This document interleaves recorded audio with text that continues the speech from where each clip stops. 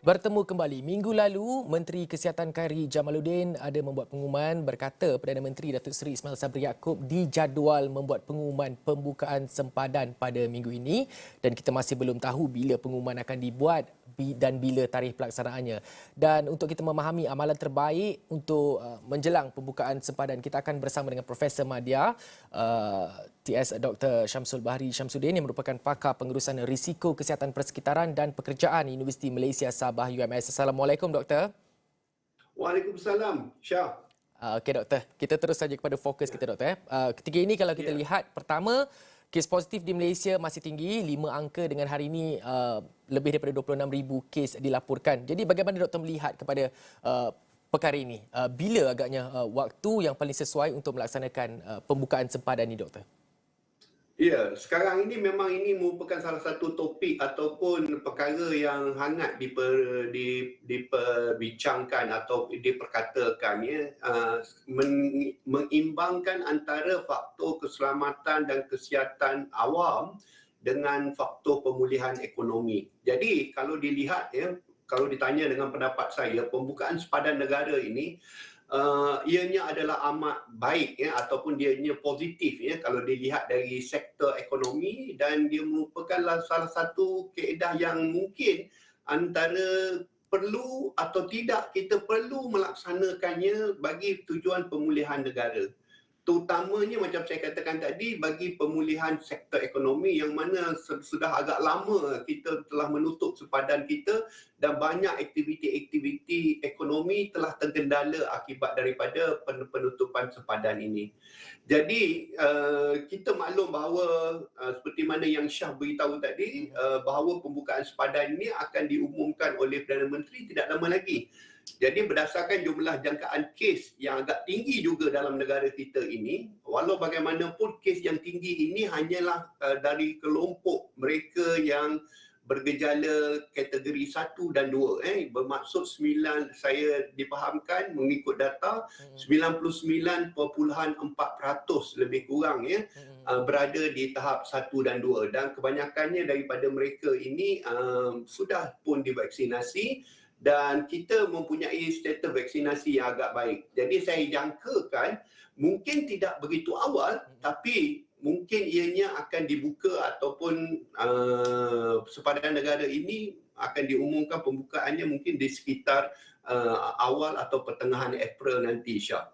Baik Doktor, kita nak melihat kepada pelaksanaan prosedur operasi standard SOP yang paling utama yang perlu dipertimbangkan oleh kerajaan sendiri dalam usaha untuk membuka balik sempadan negara ini.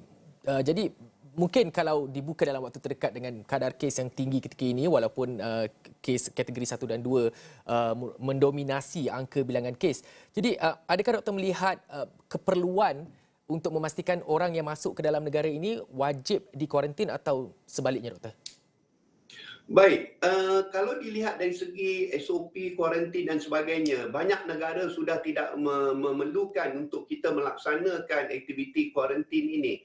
Sekiranya mereka masuk sudah lengkap vaksinasi, sudah ambil dos penggalak dan tidak ada mempunyai tanda simptom-simptom yang positif, dan juga apabila dia melakukan aktiviti ujian RTK atau PCR, mereka juga adalah dari kelompok yang negatif, jadi sudah tidak perlu aktiviti kuarantin ini.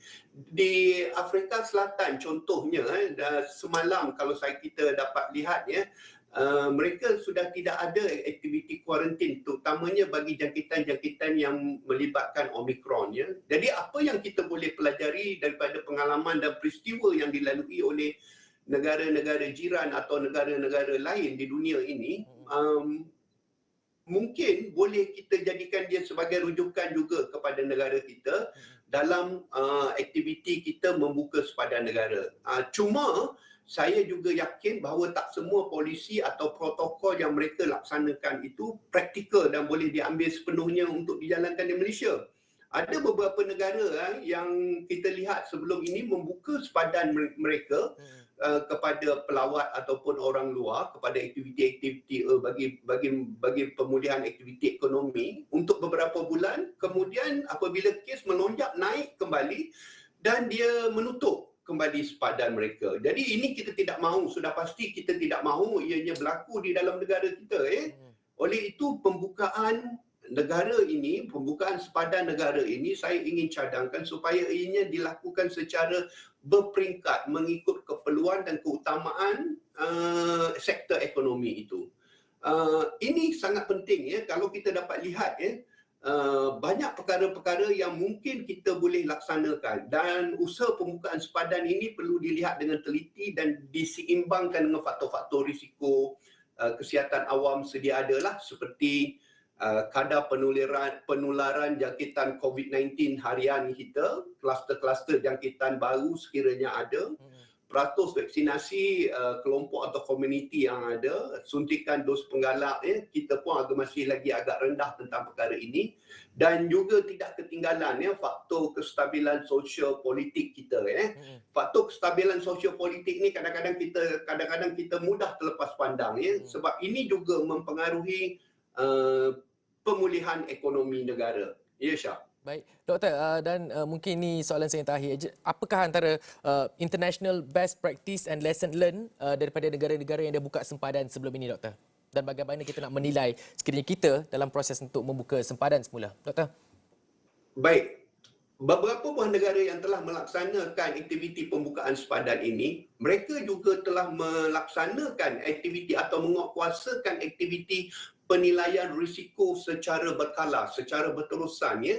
Jadi aktiviti-aktiviti seperti kenal pasti, penilaian dan cadangan kawalan untuk setiap sektor ekonomi yang terlibat dalam pembukaan sempadan negara ini, dalam sektor ekonomi ataupun sektor pekerjaan yang terlibat, terutamanya macam kita lihat pelancongan, perhotelan dan sebagainya, maka ianya perlu melaksanakan aktiviti penilaian risiko secara berkala. Dan laporan penilaian risiko ini perlu dikemaskini dan dihantar kepada pihak Kementerian Kesihatan bagi pembangunan dan persediaan protokol-protokol atau langkah-langkah pembangunan yang baru.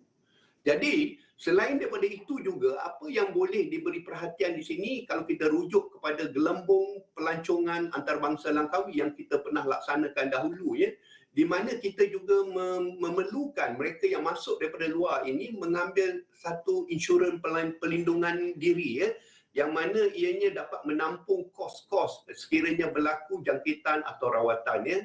Dan sudah pasti yang terakhir sekali kesiapsiagaan ya, barisan petugas hadapan, baik dari segi KKM, baik dari segi penguatkuasaan, penjaga-penjaga di sempadan, penguatkuasa di sempadan mesti harus bersiap sedia apabila kita membuka sempadan. Jadi daripada maklumat-maklumat yang kita dapat ini sudah pasti akan banyak membantu kita. Dan jangan lupa, pastikan bahawa mereka yang masuk ke dalam negara ini tidak menggunakan CJ vaksinasi palsu.